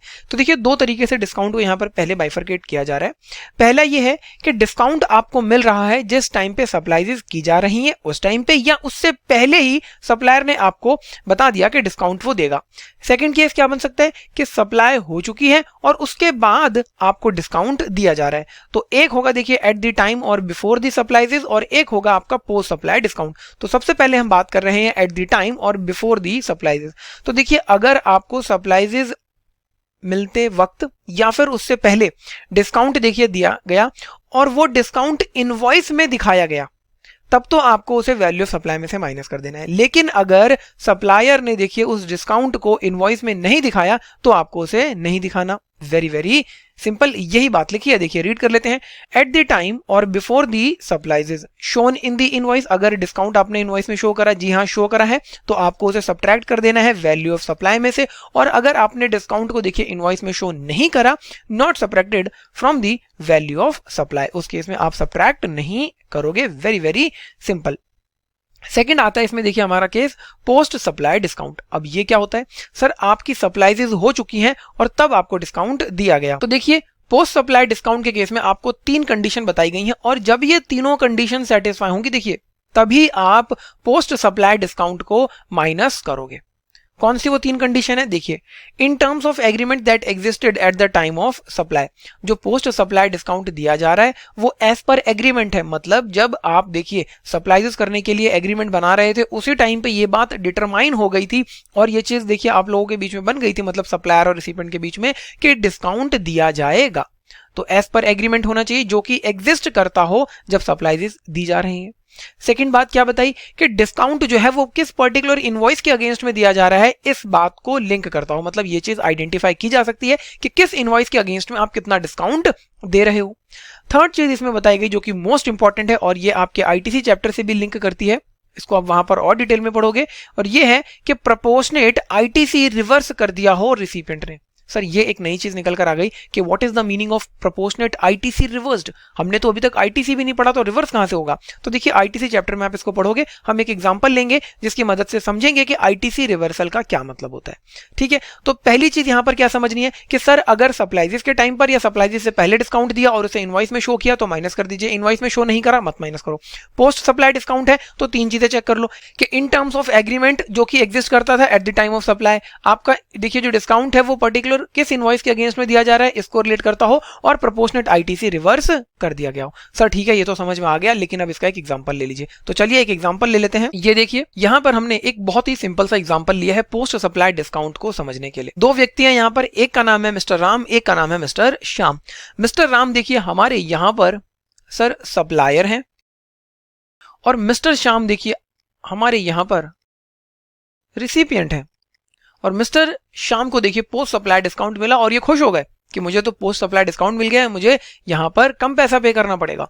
तो किस तरीके से पोस्ट सप्लाई डिस्काउंट को आपको माइनस करना है वैल्यू ऑफ सप्लाई में से, और वो जो तीनों कंडीशन हमने ऊपर पढ़ी उसको यहां पर आप देखोगे, ध्यान से समझिएगा। देखिए मिस्टर राम ने 50,000 रुपए की सप्लाईज की हैं, 18% से इसके ऊपर जीएसटी लगने वाला है, यानी कि 9,000 रुपए बन जाता है जीएसटी का अमाउंट, और टोटल 59,000 का देखिए बिल बनता है। और यहां पर मिस्टर राम ने जो सप्लाईज करी हैं ये 15 जैन को करी हैं। मिस्टर राम ने मिस्टर श्याम से कहा कि सर अगर आपने मुझे विद इन 1 मंथ पेमेंट कर दी तो मैं आपको 2% का डिस्काउंट दे दूंगा। मिस्टर श्याम खुश हो गए, कह रहे अच्छी बात है, और इन्होंने 10 फेब को देखिए पेमेंट कर दी। अब आप जब रिटर्न चैप्टर पढ़ोगे देखिए, और जब आईटीसी चैप्टर पढ़ोगे तो आपको वहां पर एक चीज पता लगेगी कि जो हमारे सप्लायर होते हैं ना, देखिए इन्हें एक रिटर्न फाइल करनी होती है, जिसको वैसे रिटर्न नहीं कहते, जीएसटीआर 1 के नाम से होता है देखिए ये फॉर्म, और ये होता है आपका डिटेल्स ऑफ आउटवर्ड सप्लाइजेस, इसको हम इस नाम से जानते हैं। इसके अंदर एक सप्लायर ने जितनी भी अपनी सेल करी है उसका डेटा वो डिपार्टमेंट को सबमिट करता है। डिपार्टमेंट का मतलब मेरा यहाँ पर जीएसटी डिपार्टमेंट से है। तो देखिए यहाँ पर मिस्टर राम अपनी ये जीएसटीआर 1 फाइल करेंगे, जिसके अंदर वो मिस्टर श्याम जी का जीएसटी नंबर डालेंगे, और मिस्टर श्याम के देखिए जीएसटीआर 2B के अंदर जितना इन्होंने यहाँ पर टैक्स पे किया होगा, मतलब ये 9,000 रुपए का क्रेडिट देखिए आ जाएगा। मतलब जो ये रजिस्टर्ड पर्सन है मिस्टर श्याम, इन्होंने जितना टैक्स पे करा अपनी इनवर्ड सप्लाईज पर, वो इनका इनपुट टैक्स क्रेडिट बन जाता है। एक बेसिक मीनिंग मैं आपको सिर्फ इसका दे रहा हूं। देखिए अब यहाँ पर होगा क्या कि मिस्टर राम ने कहा था कि सर अगर आपने मुझे 1 मंथ में पेमेंट कर दी तो मैं 2% का डिस्काउंट दूंगा। तो यानी कि यहां पर मिस्टर श्याम जी देखिए, क्योंकि 10 फेब को इन्होंने पेमेंट कर दी जो कि विद इन 1 मंथ है, तो कितनी पेमेंट करेंगे सर ये, इनको 50,000 रुपए के ऊपर 2% का डिस्काउंट, और ये हो जाता है 1,000 रुपीज मिल जाएगा। अब ध्यान से समझिएगा यहां पर हो क्या रहा है। मिस्टर राम ने 50,000 के ऊपर देखिए जीएसटी चार्ज किया 18% से 9,000, और मिस्टर श्याम ने देखिए 2% का डिस्काउंट अवेल कर लिया क्योंकि विद इन 1 मंथ पेमेंट कर दी थी, यानी कि 1,000 रुपए का डिस्काउंट। तो मिस्टर श्याम अब इनको कितनी पेमेंट करेंगे, वो करेंगे 49,000 रुपीज की। करेंगे कि नहीं करेंगे 49,000 की? कहेंगे कि सर मैंने आपसे 49,000 रुपीज के गुड्स रिसीव करें, और इस 49,000 पर आप 18% से जीएसटी चार्ज करोगे। मतलब इस 1,000 रुपए के ऊपर आपने जो 18% से जीएसटी चार्ज किया, जिसका क्रेडिट मिस्टर श्याम को मिल गया होगा उनकी जीएसटीआर 2B में, क्योंकि मिस्टर राम ने देखिए अपनी जीएसटीआर 1 फाइल कर दी। तो यहां पर इस क्रेडिट को रिवर्स करना होगा। तो जो 3 कंडीशन बताई गई थी वो क्या है? पहली कंडीशन ये थी कि एज पर एग्रीमेंट होना चाहिए जब आप सप्लाईज की जा रही हैं। तो देखिए जब सप्लाईज हुई तभी ये बात डिटरमाइन हो गई थी कि 2% का डिस्काउंट दिया जाएगा विद इन 1 मंथ अगर पेमेंट करते हो। दूसरी बात क्या थी कि पर्टिकुलर इनवॉइस से रिलेट करता हो, तो यहां पर देखिए पर्टिकुलर इनवॉइस से रिलेट कर रहा है आपका डिस्काउंट। तीसरी बात क्या बताई गई कि प्रोपोर्शनेट आईटीसी रिवर्स हो। अब आईटीसी किस तरीके से मिलता है आपको ये तो समझ में आ गया, अब इसका रिवर्सल क्या होगा ये समझिए जरा। रिवर्सल का मतलब होता है कि जितना क्रेडिट इन्होंने ले लिया वो ये वापस करेंगे, मतलब अपनी टैक्स लायबिलिटी में एड बैक कर देंगे। और यहाँ पर कितना क्रेडिट इन्होंने ले लिया एक्स्ट्रा, 1000 रुपए के ऊपर इन्होंने देखिए क्रेडिट एक्स्ट्रा ले लिया होगा। तो 1000 का 18% आप निकालोगे तो ये आ जाता है 180 रुपए। तो 180 रुपए का क्रेडिट इन्हें यहाँ पर रिवर्स करना होगा। अब इस चीज को देखिए किस तरीके से बताया गया और कैसे रिवर्सल होता है जरा समझिएगा। तो ये देखिए यहाँ पर रिवर्सल की बात बताई जा रही है। Mister Ram will issue credit note of ₹1180 rupees. देखिए 50,000 के ऊपर 18% से जीएसटी 9,000 रुपए का बना, 59,000 की पेमेंट करनी थी, 2% का डिस्काउंट मिला, 50,000 रुपए के ऊपर मिलेगा। तो मैंने आपको बताया था कि 1,000 रुपए का डिस्काउंट बना यहाँ पर, तो इस 1,000 रुपए के ऊपर 18% से जीएसटी यानी कि 180 रुपए। तो टोटल जो रिवर्सल होगा यहाँ पर देखिए वो 1180 रुपए के रिस्पेक्ट में 180 रुपए के आईटीसी का होने वाला है। तो देखिए यहाँ पर जो सप्लायर है वो क्रेडिट नोट इशू करता है और क्रेडिट नोट इशू कर दिया जाएगा 11 तारीख को, देखिए जिस दिन पेमेंट करिए उसके एक दिन बाद, ठीक है। और after receiving the credit note ₹180 will be reversed by Mr. Shyam shall be reduced its GST liability by ₹180। Mister Shyam देखिए 180 रुपए से अपना क्रेडिट जो इन्होंने लिया था, क्रेडिट का मतलब क्या बताया मैंने आपको, जो आपने इनवर्ड सप्लाईज पर देखिए पे करा है उसको आप रिवर्स कर दोगे और आपकी टैक्स लायबिलिटी भी देखिए 180 रुपए से कम हो जाएगी। क्योंकि अब मिस्टर जो देखिए हमारे श्याम जी हैं ये कितनी पेमेंट करेंगे, सिर्फ और सिर्फ 49,000 रुपीज की, क्योंकि 2% का तो इनको डिस्काउंट मिल गया 1,000 रुपए का, ठीक है जी। तो देखिए यही बात बताई गई है। मिस्टर श्याम जी कितनी पेमेंट करेंगे टोटल, अब 57,820 रुपीज। कैसे निकाला हमने, 50,000 रुपए वैल्यू ऑफ सप्लाई, 9,000 रुपए का उसके ऊपर जीएसटी था, 1,000 रुपए का डिस्काउंट दिया गया और 180 रुपए का क्रेडिट का रिवर्सल। तो 50,000 प्लस 9,000 माइनस 1180, ये आ गया देखिए 57,820 रुपीज, जो कि 10 फेब को मिस्टर श्याम जी ने पे करे होंगे मिस्टर राम को। तो देखिए पोस्ट सप्लाई डिस्काउंट के केस में जो 3 बातें बताई गई थी उनको ध्यान में रखना है। पहली चीज आपको देखिए इनवॉइस से लिंक करता हो आपका डिस्काउंट एज पर एग्रीमेंट हो और प्रोपोर्शनेट आईटीसी रिवर्स हो, जैसा कि आपने यहां पर देखा। इसके बाद देखिए गवर्नमेंट ने कुछ क्लैरिफिकेशंस दी हैं डिस्काउंट्स के रिस्पेक्ट में। कुछ अलग अलग तरीके के देखिए डिस्काउंट दिए जाते हैं सप्लायर्स के द्वारा, तो उन सभी डिस्काउंट्स का क्या ट्रीटमेंट होगा while determining the value of supply, वो यहां पर हम डिस्कस करने वाले हैं। तो कुछ जो डिस्काउंटेड है उसमें से पहला देखिए आपका डिस्काउंट है जिसे हम बाय मोर और सेव मोर के डिस्काउंट के नाम से भी जानते हैं, स्टैगर्ड डिस्काउंट भी इसे कहा जाता है। इसका मतलब क्या होता है, देखिए एग्जांपल से समझते हैं। अगर आपने 5,000 से ज्यादा की देखिए परचेजेस करी तो 10% का आपको डिस्काउंट दिया जाएगा। अगर आपने 10,000 से ज्यादा की परचेजेस करी तो 20% डिस्काउंट दिया जाएगा। अगर आपने 20,000 से ज्यादा परचेजेस करी तो आपको 30% का डिस्काउंट दिया जाएगा। तो ये जो डिस्काउंट है देखिए ये आपका वेरी करने वाला है, आपने कितनी परचेजेस करी हैं। तो रेट ऑफ डिस्काउंट देखिए इंक्रीज होगा with increase in purchase volume, जैसे जैसे आपका परचेज का वॉल्यूम बढ़ता जाएगा। तो जो इस तरीके का देखिए डिस्काउंट होता है ये कहीं ना कहीं आपको पहले से पता होता है कि इतनी अगर मैंने परचेजेस करी तो इतना डिस्काउंट मिलेगा, और ये जो डिस्काउंट है देखिए इनवॉइस पर दिखाया भी जाता है। इसीलिए इस तरीके के डिस्काउंट को देखिए आपको वैल्यू ऑफ सप्लाई निकालते वक्त माइनस कर देना है। बहुत ध्यान से समझिए, एग्जाम में देखिए यहां से क्वेश्चन आपको देखने को मिलेंगे, ठीक है। नेक्स्ट क्लैरिफिकेशन क्या दी गई है डिस्काउंट के रिस्पेक्ट में, बहुत ध्यान से समझिए। नेक्स्ट आपका है पीरियोडिक ईयर एंड डिस्काउंट, या जिसको हम वॉल्यूम डिस्काउंट के नाम से भी जानते हैं। अब सर ये किस तरीके का डिस्काउंट होता है, तो देखिए इसमें जो डिस्काउंट दिया जाता है वो सप्लायर के द्वारा अपने स्टॉकिस्ट को दिया जाता है। स्टॉकिस्ट का मतलब क्या होता है, आप इसको इस तरीके से समझ सकते हैं, होलसेलर।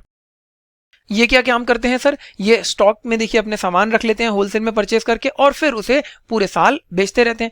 तो यहां पर सप्लायर कह रहा है कि अगर आपने मेरे से देखिए सपोज एक साल में 10,000 से ज्यादा पीसेस परचेज किए तो मैं आपको 1% का एडिशनल डिस्काउंट दे दूंगा। अगर आपने 15,000 पीसीस खरीद लिए तो मैं आपको 2% का एडिशनल डिस्काउंट दे दूंगा। तो यहां पर आप मुझे एक बात बताओ, आपको कब पता चलेगा कि ये डिस्काउंट दिया जा रहा है? ये आपको पता चलेगा जब भी पीरियड एंड होगा, जब भी ईयर एंड होगा, है ना। तो इस तरीके का जो डिस्काउंट होता है इसका क्या ट्रीटमेंट है ये बात यहां बताई जा रही है। देखिए this types of discount are in terms of agreement and known before और at the time of supply.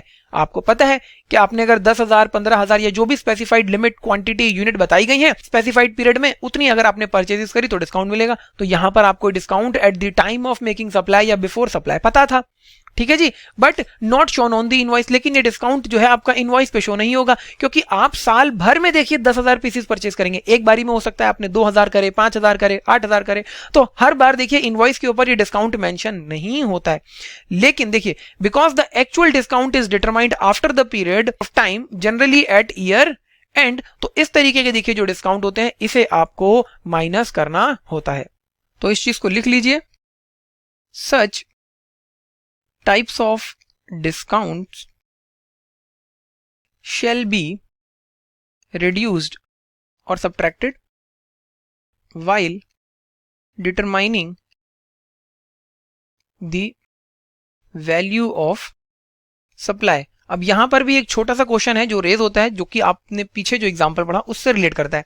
Sir यहां पर जब हम ईयर एंड में या फिर पीरियड एंड में डिस्काउंट हमें पता चलेगा तो एक्चुअल में तो क्रेडिट ज्यादा ले लिया होगा यहां पर रिसिपेंट ने, तो उस केस में क्या किया जाएगा, तो यहां पर भी देखिए क्रेडिट जो है वो रिवर्स होगा और क्रेडिट नोट के थ्रू ये वाला डिस्काउंट जो है पास ऑन किया जाता है, जैसा आपने ऊपर वाले एग्जांपल में देखा था। अब इसके ऊपर एक छोटा एग्जांपल और लिया गया है, उसको हम पढ़ लेते हैं और समझ लेते हैं, तो हमें और अच्छे से चीजें क्लियर हो जाएंगी। तो देखिए किस तरीके से यहां बताया गया है, such discounts are pass through credit note and recipient has to reverse the proportionate input tax credit. Proportionate input tax credit recipient को रिवर्स करना होगा और क्रेडिट नोट के थ्रू जाता है। एक बहुत ही सिंपल सा देखिए एग्जांपल लिया गया है, इसको रीड कर लेते हैं। The agreement of Raju electrical appliances with its dealer is that purchase of rice cooker over 1000 pieces in the Diwali month will entitle them to discount of 5% per cooker। क्या कह रहे हैं कि राजू इलेक्ट्रिकल अप्लायंसेस ने देखिए डील करी है अपने डीलर के साथ कि अगर 1000 पीसेस से ज्यादा वो परचेज कर लेते हैं कुकर्स को देखिए दिवाली मंथ में, तो 5% का हर एक कुकर के ऊपर वो डिस्काउंट दे देंगे। Therefore quantum of discount can be determined only at the end of Diwali month. Diwali का महीना जब खत्म हो जाएगा उसके बाद ही आपको पता चलेगा कि कितना डिस्काउंट देना है। However since the agreement relating to discount was in existence at the time of supply and the discount can be worked out for each invoice, such post supply discount will be allowed as deduction from the value of supply of rice cooker. जो भी देखिए आपका ये discount है ये आपको पहले से पता था और किस इनवॉइस के रिस्पेक्ट में आप दे रहे हो ये भी आपको पता लग जाएगा, क्योंकि अब वहां पर क्लियरली बता दिया गया कि 1000 से ज्यादा के आपको देखिए पीसेस लेने हैं, तो ये पोस्ट सप्लाई डिस्काउंट है और ये यहां पर दे दिया जाएगा। Raju electrical appliances can issue credit note for 5% for the value of goods along with GST and claim adjustment of excess tax paid. The dealer must reverse the proportionate input tax credit on the relevant stock to bring it in the line with the reduced tax. तो यहां पर देखिए Raju electrical appliances जो है credit note के through ये discount pass on करेंगे और जो इनके रिसिपेंट होंगे या मैं कहूं जो डीलर होंगे देखिए उन्हें आईटीसी अपना प्रोपोर्शनेटली रिवर्स करना होगा। तो वही बात देखिए यहां पर बताई गई है एक दूसरे एग्जांपल की मदद से। तो यहां पर देखिए इसको हमने किस तरीके से देखा कि जो आपका पीरियोडिक डिस्काउंट है उसको कैसे कंसिडर करना है। तो देखिए पीरियोडिक डिस्काउंट भी तो आपका पोस्ट सप्लाई डिस्काउंट है, तो सेम बात है यहां पर भी आ गई वही तीनों कंडीशन। Very very simple. अब चलते हैं हमारी नेक्स्ट क्लैरिफिकेशन की तरफ, जो कि देखिए आई है सेकेंडरी डिस्काउंट के रिस्पेक्ट में। सर सेकेंडरी डिस्काउंट क्या होता है, तो देखिए सेकेंडरी डिस्काउंट डिस्काउंट की फॉर्म होती है, लेकिन ये आपको eight the time of supply नहीं पता होती और जब रिसिपेंट आपको पेमेंट करने आया तो वो आपसे लड़ने लगा कि सर मुझे डिस्काउंट दे दो, मैं पेमेंट नहीं कर सकता हूं, इतनी मेरे पास पैसे नहीं है। ठीक है जी, तो इस सिचुएशन में जो सप्लायर है वो क्या कहता है कि चल यार पूरी पेमेंट नहीं देगा, इससे अच्छा थोड़ी बहुत तो दे, तो वो डिस्काउंट प्रोवाइड कर देता है। तो इस तरीके का जो डिस्काउंट है इसे हम सेकेंडरी डिस्काउंट कहते हैं और ये जो है देखिए आपका एक्सक्लूड नहीं किया जाता वैल्यू ऑफ सप्लाई में से। जो हमने एग्जाम्पल पीछे देखा मिस्टर राम और श्याम वाला, उसी एग्जाम्पल को हम देखिए यहां पर फ्रेम कर रहे हैं और चीजों को थोड़ा सा बदलकर सेकेंडरी डिस्काउंट को समझेंगे। पहले सेकेंडरी डिस्काउंट में क्या बात बताई वो रीड कर लेते हैं। देखिए these discounts are not known at the time of supply और are offered after the supply is over. इस तरीके के डिस्काउंट देखिए पहले नहीं पता होते और ये बाद में ऑफर किए जाते हैं। क्यों ऑफर किए जाते हैं भाई, एक रीजन ये हो सकता है कि पेमेंट नहीं कर रहा सामने वाला, या वो करने आया उसने कहा सर पैसे नहीं है, तो आपने कहा चल ठीक है जितने उतने दे दो, है ना। तो such discount shall not be excluded while determining the value of supply. तो वैल्यू ऑफ सप्लाई में से गवर्नमेंट कह रही है कि हम आपको माइनस नहीं करने देंगे, हम आपसे पूरे अमाउंट में यहाँ पर टैक्स कलेक्ट करेंगे। गवर्नमेंट कह रही है आपने डिस्काउंट दिया, आप जानो, हमें तो हमारा टैक्स पूरी वैल्यू के ऊपर चाहिए। तो राम और श्याम वाले एग्जाम्पल को देखिए हम यहाँ कंटिन्यू कर रहे हैं, जिसमें आपने क्या देखा था कि 50,000 की देखिए सप्लाईज थी, 9,000 रुपए का जीएसटी का अमाउंट था, टोटल 59,000 रुपीज जो है वो पेमेंट करनी थी श्याम जी को राम जी को। ध्यान से देखिए जरा, in the above example if term of supply did not provide for discount of 2%, तो देखिए डिस्काउंट जो 2% दिया गया वो नहीं बताया गया था, नहीं प्रोवाइड किया गया था for payment with in 1 month, अगर आप 1 महीने में पेमेंट कर देते हो। लेकिन mister Ram offer such discount to mister Shyam at the time of payment after negotiation. Mister Ram ji ने देखिए मिस्टर श्याम को कहा ठीक है सर, हमारे बीच जब इनके बीच नेगोशिएशन हुई तो उन्होंने डिस्काउंट दे दिया। The discount will not be allowed as deduction from the value. तो गवर्नमेंट कह रही है कि उस सिचुएशन में हम आपको ये जो 2% डिस्काउंट आपने बाद में दिया है ये माइनस करने नहीं देंगे। Ram will issue a commercial credit note for only the value of discount that is ₹1000। यहां पर राम जी, पीछे आपने क्या देखा था कि उन्होंने क्रेडिट नोट कितने का इशू किया था, 1180 रुपए का, लेकिन यहां पर वो सिर्फ कमर्शियल क्रेडिट नोट इशू करेंगे और वो भी कितने रुपए का, 1000 रुपए का। मतलब ये जो 180 रुपए का जीएसटी वाला अमाउंट था, इसके रिस्पेक्ट में कोई क्रेडिट नोट नहीं जाएगा और यहां पर रिसिपिएंट की लायबिलिटी और सप्लायर की लायबिलिटी कम नहीं होगी, ना ही रिसिपिएंट को क्रेडिट जो है वो रिवर्स करना होगा। ध्यान से देखिए, Shyam will not reverse any input tax credit and Ram will also not be able to reduce its GST liability for the month of Feb. ना ही राम जी अपनी लायबिलिटी कम कर पाएंगे। देखिए, जब डिस्काउंट दिया गया पीछे वाले एग्जांपल में, तो जो सप्लायर था उसको भी तो गवर्नमेंट को आगे टैक्स कम पे करना होगा, क्योंकि 1180 का क्रेडिट नोट इशू किया था, है ना। तो देखिए, in this case Shyam would पे ₹58,000, 50,000 ये पे करेंगे, 9,000 रुपए का जीएसटी था, 1,000 का डिस्काउंट दिया, तो 58,000 रुपए यहां पर राम जी रिसीव करेंगे श्याम से। ठीक है, तो ध्यान रखिएगा, देखिए कि सेकेंडरी डिस्काउंट अगर है तो आपको उसे माइनस नहीं करना है। Very very simple. तो चलिए चलते हैं अब हमारे एक और क्लैरिफिकेशन की तरफ, जिसमें गवर्नमेंट ने देखिए परफॉर्मेंस बेस्ड डिस्काउंट के बारे में बात करी है। देखिए, परफॉर्मेंस बेस्ड डिस्काउंट जो है आपका वो जनरली ईयर एंड पे दिया जाता है कैशबैक की फॉर्म में, और जिस टाइम सप्लाई हो रही है उस टाइम ये डिस्काउंट देखिए आपका कंफर्म नहीं होता और इसको पर्टिकुलर इनवॉइस के अगेंस्ट में आइडेंटिफाई करना भी मुश्किल होता है। तो यहां पर देखिए, ये एक पोस्ट सप्लाई डिस्काउंट की फॉर्म है और यहां पर वो जो 3 कंडीशन बताई गई हैं, जिसमें पहली कंडीशन कि एग्रीमेंट के हिसाब से हो, दूसरी कंडीशन किस पर्टिकुलर इनवॉइस के रिस्पेक्ट में है वो आपको पता हो, तीसरी कंडीशन कि जो रिसिपिएंट है उसने प्रोपोर्शनेट आईटीसी रिवर्स कर दिया हो। तो यहां पर देखिए, वो अगर तीनों कंडीशन सेटिस्फाई हो जाएं तभी परफॉर्मेंस बेस्ड डिस्काउंट को माइनस किया जाएगा, अदरवाइज माइनस नहीं किया जाता। लेकिन जनरली देखिए ऐसा नहीं किया जा सकता, क्योंकि परफॉर्मेंस बेस्ड डिस्काउंट देखिए कब दिया जाएगा, आपने स्पेसिफिक परफॉर्मेंस को है पूरा करा। जैसे कि बोल दिया गया कि सर आपने अगर इतनी यूनिट्स सेल कर दी तो मिलेगा। तो अगर आपने उतनी यूनिट सेल कर दी हैं और किस इनवॉइस के रिस्पेक्ट में आपको इनवॉइस डिस्काउंट दिया जा रहा है, ये चीज अगर आइडेंटिफाई की जा सकती है तभी आपको माइनस करना है, लेकिन जनरली ऐसा नहीं होता। तो देखिए, these are year end discount and are based on the performance slab and are given as a cashback. This discount were not known at the time of supply of goods and not reduced from the value of supply. तो performance based discount देखिए आपका minus नहीं किया जाएगा value of supply determine करते वक्त। Next point देखिए, government ने जो क्लैरिफिकेशन की फॉर्म में दिया वो है आपका मोल्ड और डाइस के रिस्पेक्ट में। इसको समझने के लिए एक छोटा सा एग्जांपल हम लेते हैं। सपोज 2 पर्सन है, बिजनेसमैन है, मिस्टर ए और मिस्टर बी। मिस्टर ए देखिए प्लास्टिक बॉटल्स बनाते हैं और इन प्लास्टिक बॉटल्स को बनाने के लिए इस तरीके की ये डाई का यूज करते हैं। मिस्टर ए ने ये डाई मिस्टर बी को दी और कहा कि सर आप मुझे 10,000 प्लास्टिक बॉटल मैन्युफैक्चर करके दे दीजिए और ये मोल्ड्स आपको यूज करने हैं, ये डाई आपको यूज करनी है। तो यहां पर क्या होगा कि सपोज इस डाई की कीमत है 10,000 रुपए।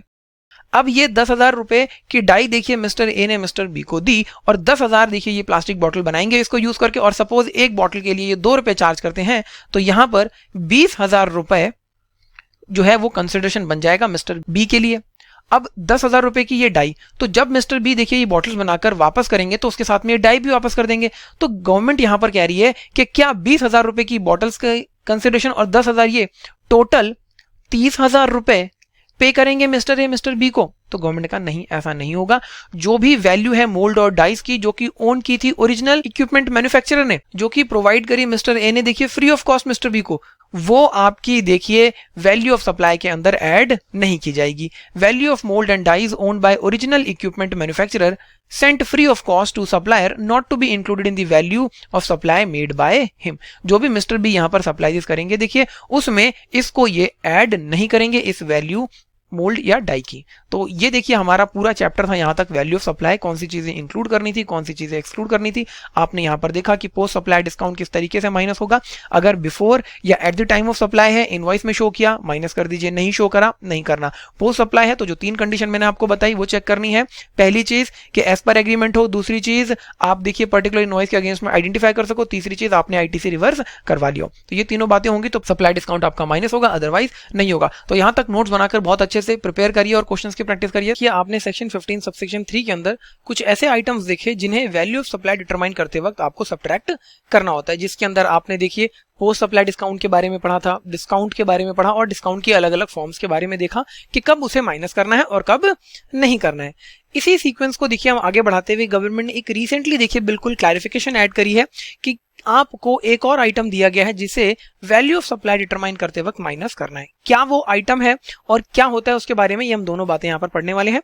तो देखिए जो आपका आइटम है वो है नो क्लेम बोनस। गवर्नमेंट ने कहा कि अगर नो क्लेम बोनस मिलता है तो उसे भी आपको वैल्यू ऑफ सप्लाई डिटरमाइन करते वक्त सेक्शन 15 सबसेक्शन 3 के अकॉर्डिंगली क्लॉज ए के अकॉर्डिंग देखिए माइनस करना है। अब यहाँ पर क्वेश्चन ये उठता है कि sir what is the meaning of no claim bonus और ये कौन प्रोवाइड करेगा, किस तरीके का ये बोनस होता है जो यहाँ पर बोनस शब्द की व्याख्या करिए।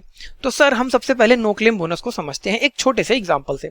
देखिए मिस्टर राम है और मिस्टर राम ने देखिए इसमें से किसी भी आप अज्यूम कर लीजिए एक कंपनी से इंश्योरेंस ले रखा है, हेल्थ इंश्योरेंस लिया है और सपोज यहाँ पर जो हेल्थ इंश्योरेंस लिया गया है इसके लिए ये प्रीमियम भरते हैं और सर प्रीमियम का अमाउंट है आपका रुपीज 12,000, 12,000 रुपए प्रीमियम भरा जाता है मिस्टर राम के द्वारा हर साल। ठीक है जी। और ये जो पॉलिसी है सपोज ये है आपकी 10 सालों के लिए, अज्यूम कर रहे हैं हम लोग 10 ईयर्स। और देखिए मिस्टर राम की हेल्थ अच्छी रही, इनके परिवार में किसी की भी तबीयत खराब नहीं हुई, इन्होंने हेल्थ इंश्योरेंस ले रखा था और इन्हें किसी भी प्रकार से कोई क्लेम नहीं करना पड़ा इस पॉलिसी के अगेंस्ट में 5 ईयर्स तक। तो बहुत अच्छी बात है ये तो कि अगर आदमी का स्वास्थ्य अच्छा है तो उसने हेल्थ इंश्योरेंस का यूज नहीं किया, सिर्फ प्रीमियम ये भरते रहे। अब कंपनी ने यहाँ पर क्या कहा कि सर मिस्टर राम जो है वो इन्होंने काफी टाइम तक देखिए अपना ऑलमोस्ट 50% देखिए उन्होंने टाइम स्पेंड कर दिया है इंश्योरेंस का और किसी भी प्रकार का कोई क्लेम नहीं करा, हम इनका जो प्रीमियम है वो कम कर देते हैं। कंपनी ने यहां पर मिस्टर राम को कहा कि अब आपको जो प्रीमियम पे करना है वो 6,000 रुपए से कम हम कर रहे हैं, मतलब इन्हें अब सिर्फ और सिर्फ 6,000 रुपए आने वाले 5 सालों में पे करना होगा, रिमेनिंग 5 ईयर्स में। तो यहां पर ये जो 6,000 रुपए का प्रीमियम कम किया कंपनी ने, देखिए इसी प्रीमियम को हम कहते हैं नो क्लेम बोनस। ये जो कम किया गया अमाउंट है इंश्योरेंस कंपनी के द्वारा ये कहलाता है नो क्लेम बोनस, क्योंकि आपने किसी भी प्रकार का कोई क्लेम नहीं किया इसीलिए उसके अगेंस्ट में कंपनी आपको ये बेनिफिट प्रोवाइड कर रही है। सर ये तो समझ में आ गया नो क्लेम बोनस का, लेकिन हमारे इस कॉन्सेप्ट में वैल्यू ऑफ सप्लाई चैप्टर के अंदर इसका क्या लिंक है? तो सर यही बात मैं आपको बताना चाह रहा हूं। देखिए कि नो क्लेम बोनस को आपको माइनस करना है। अब जिस तरीके से आपने डिस्काउंट के बारे में पढ़ा था बिल्कुल उसी चीज को जरा दिमाग में बैठा के इसको समझिए।